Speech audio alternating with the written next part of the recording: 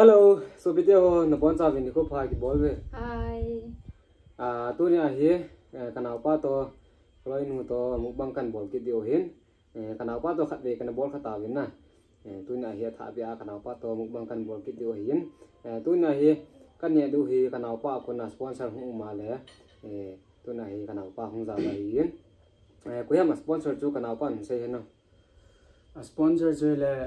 nunga evangelist la guite ama he ama he kanau pa dei than ta na kanau pa to hung ki zaman na an sponsor hin ama chunga jong ki ho u cha in ki pa thu kan sevin amalam hin puin pathen nin pathe mu ta no stiale hine pan ta ngena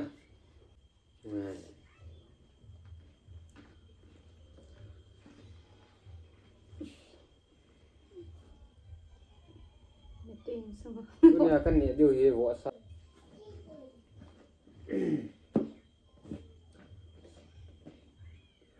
tu ni kan ne diu hi wo sa hin na wo sa mau ni khalo na sot phan na chu wo sa kan ne diu hi tu nya hi nga hi pia se ta ngai mal se dong tanga hu champra tanga hu kok na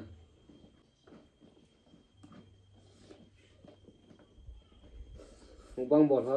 chan ga tho te he na hwa de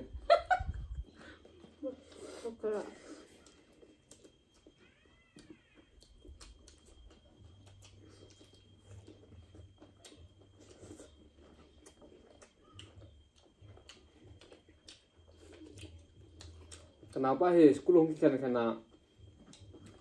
mukbang bola kan pui pe he ong gai song khol he school uniform he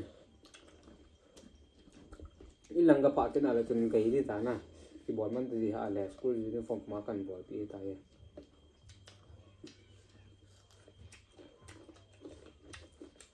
tu kum kum la ni dai 18 class 11 ta na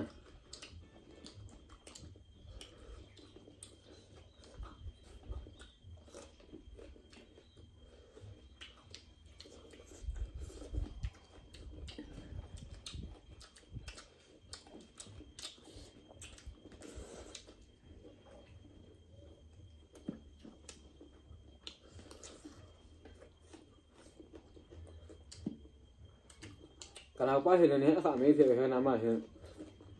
Instagram ma edit by tun kiti pa hona kenapa he ma he status so de edit ji he ma he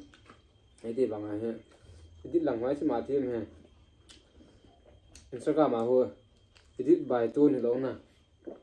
mi photo edit by min tun tia kenapa Instagram ma hona edit by min tun tan na da theo he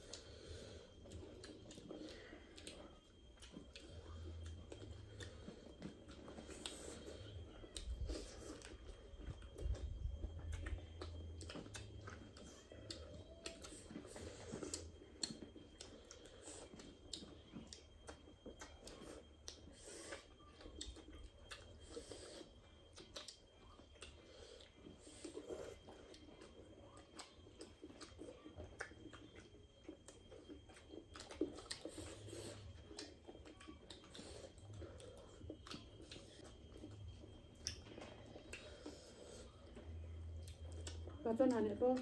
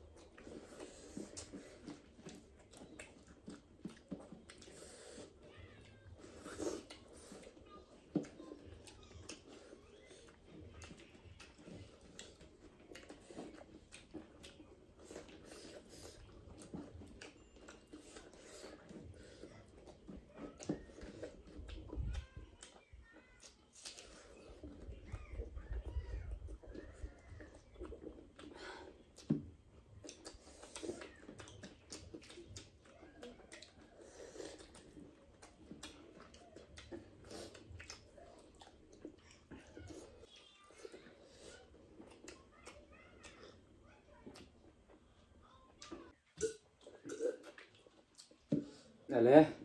ka wa gam ta ve na kan chai ta ve video chu chan chai tau chen tu na video bula pe na zone ge en web yo yo si chunga ki pa tu kan sein chinga tu na en sponsor nunga evangelist sila guitia chunga ki pa tu kan sei ve te video chan chai tau te Bye bye.